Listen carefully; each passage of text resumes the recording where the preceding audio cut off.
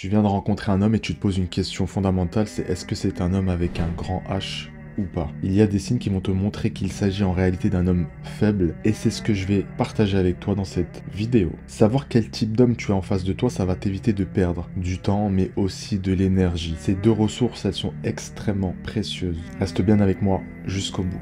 Salam alaikum mes belles âmes, j'espère que vous allez bien. C'est Amar, je suis donc coach en relations, formateur et conférencier. Et sur cette chaîne, en fait, je partage avec toi des tips pour améliorer tes relations, mais aussi pour comprendre les hommes. Et évidemment, cheminer vers le mariage. Donc si c'est des sujets qui t'intéressent, bah n'hésite pas à t'abonner. Si jamais tu veux te démarquer des autres femmes sans déroger à tes principes et tes valeurs, j'ai mis au point en fait un e-book qui a été téléchargé des milliers de fois, qui va partager avec toi 3 techniques pour séduire de manière éthique. Le lien est en description. Rentrons dans le vif du sujet tout de suite. Le premier signe, c'est réellement un manque d'hygiène dans la vie de cet homme. Je vais t'expliquer ce que j'entends par là. La première des choses, c'est qu'en fait, il n'a aucune activité physique. Et ça, tu vas pouvoir le savoir assez facilement en posant des questions sur ses passions et sur le déroulé de ses journées. En plus de ça, il a zéro regard sur son alimentation, c'est observable assez facilement aussi. Uber Eats matin, midi, soir, ou alors que des restos et que de la junk food. Donc l'un dans l'autre, on se retrouve avec quelqu'un qui ne prend pas vraiment soin de son physique, de son aspect. Un manque d'hygiène dans la vie se traduit aussi par un sommeil qui est catastrophique. Donc souvent c'est des profils d'hommes qui vont dormir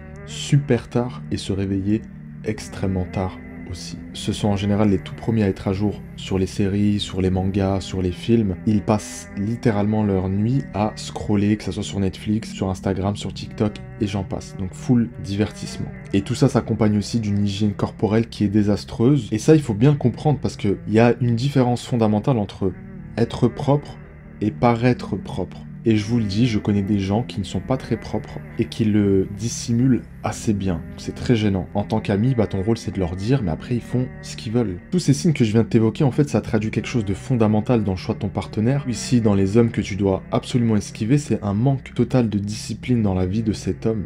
Un homme sans discipline, ce n'est pas encore un homme, c'est juste un enfant. Dans le corps d'un adulte, il faut comprendre une chose qui est très importante, c'est que la discipline est synonyme de contrôle. Et un homme, s'il n'est pas dans le contrôle, ça va être très compliqué pour la suite. Donc c'est des choses qu'il faut absolument observer. Un homme qui n'a aucun contrôle sur sa vie n'aura aucun contrôle sur ses émotions parce qu'en fait, il va suivre ses passions, ses pulsions. Et donc c'est un homme qui est faible. Le signe numéro 2, c'est un homme qui va vraiment tout miser sur ton physique et sur la sexualité. En d'autres termes, il va normaliser les rapports intimes qui sont strictement interdits en dehors du cadre du mariage. Il va pousser, il va te forcer, quand bien même tu fixes des règles. Souvent, c'est accompagné d'une addiction à la pornographie. Bon, ça, tu ne pourras jamais le savoir, à part si effectivement, tu as accès à ses historiques. La faiblesse se traduit ici, encore une fois, par un manque de contrôle sur sa vie, un manque de contrôle sur ses pulsions, mais ça traduit également autre chose qui est le manque d'amour pour Dieu et pour les règles qu'il nous fixe. Parce qu'il ne respecte pas le cadre que Dieu nous impose dans nos relations.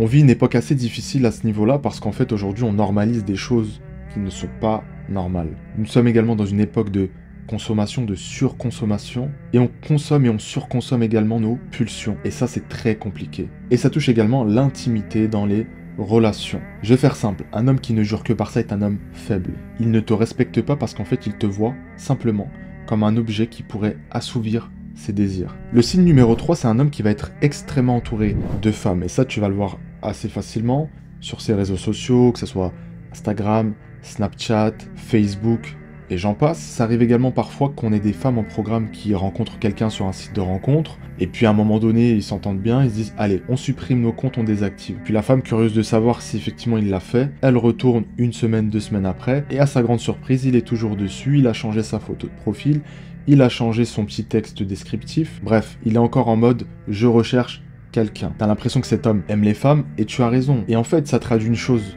qui est primordiale, c'est qu'il n'est tout simplement pas prêt. Et à ce niveau-là, il peut y avoir plusieurs raisons. La première, c'est un passé compliqué, une ex qui est toujours dans sa vie, toujours dans sa tête. C'est une erreur que font beaucoup d'hommes, c'est vrai, c'est qu'en fait, au lieu de process, au lieu d'accepter la douleur, de la vivre, et peut-être d'en parler autour de nous, non.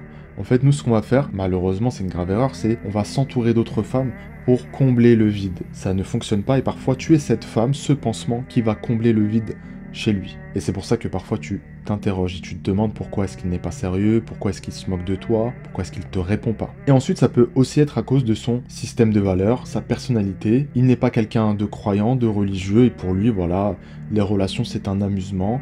Donc il papillonne. Là où je mettrais juste un petit bémol, c'est qu'en fait, il faut pas confondre un homme qui joue avec les femmes et un homme qui plaît aux femmes. C'est pas la même chose. Tu peux être un homme séduisant, qui a un certain niveau de succès avec les femmes, mais qui n'en joue absolument pas et qui reste droit dans ses bottes. Le signe suivant qui va te prouver que cet homme est faible, c'est tout simplement son manque de confiance en soi qui se traduit à travers un leadership qui est assez pauvre. Donc en gros, il sait pas prendre de décision, il manque cruellement d'assurance. Cette notion de leadership, elle est centrale, mais elle est souvent mal comprise. Le leader, c'est pas le tyran qui va te donner des ordres pour que tu lui obéisses. Le leader, c'est quelqu'un qui va te guider, qui va prendre les décisions les plus importantes, mais bien sûr qu'il va te concerter. Quand je suis leader, je choisis un chemin et je fais bien attention à bien vérifier que ce chemin, il est safe pour toi. Je ne vous apprends rien quand je vous dis que les femmes sont parfois indécises. Eh bien, c'est là que j'interviens en tant qu'homme et en tant que leader. Je vais prendre une décision, comme je disais juste avant, bien sûr, je vais te concerter, on va la prendre ensemble. Mais je vais t'aiguiller. Le manque de leadership et de confiance en soi et d'assurance chez un homme se voit tout de suite. Il te caresse sans cesse dans le sens du poil, il est toujours du même avis que toi, et il est encore plus indécis que toi.